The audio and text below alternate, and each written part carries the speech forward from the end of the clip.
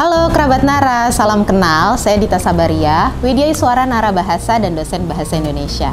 Hari ini saya akan mengajak kerabat Nara beraktivitas sambil belajar Bahasa Indonesia dalam konten Sabar atau Sambil Belajar.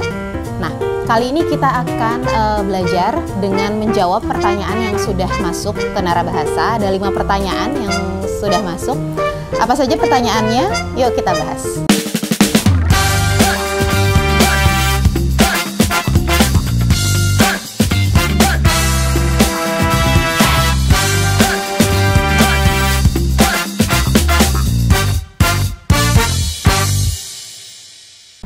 Ketika menentukan kalimat topik, saya merasa kalimat penjelas yang saya tuangkan berbelit-belit.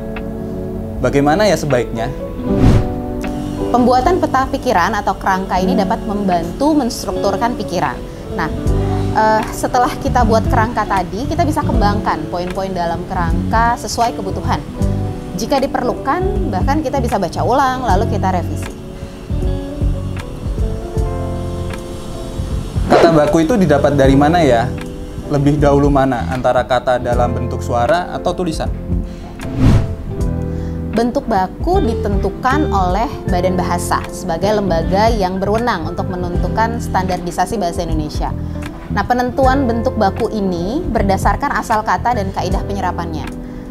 Tulisan itu lebih didahulukan daripada bunyi, karena bunyi bahasa dapat berbeda antar penutur. Banyak instansi yang memberikan surat edaran kegiatan dengan menggunakan kata terkait. Misalnya dalam terkait pelaksanaan. Apakah itu sudah sesuai? Terkait dapat digunakan dengan beragam arti. Bisa dapat dikaitkan, lalu ada kaitannya, lalu ada bersangkut paut dengan. Nah, kadang penggunaan terkait ini memang berlebihan dalam dalam naskah-naskah ya, naskah-naskah dinas khususnya. Nah, ini dapat diganti dengan tentang, terhadap, dalam, atau karena, sesuai dengan konteks di dalam teks itu.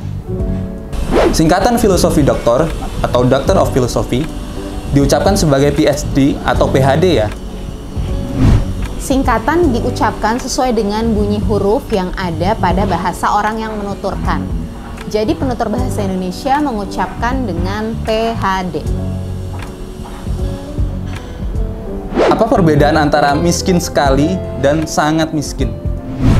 Sama, tingkat kualitas kata sifat, misalnya miskin atau besar yang tinggi, dapat dinyatakan dengan amat, sangat, atau sekali.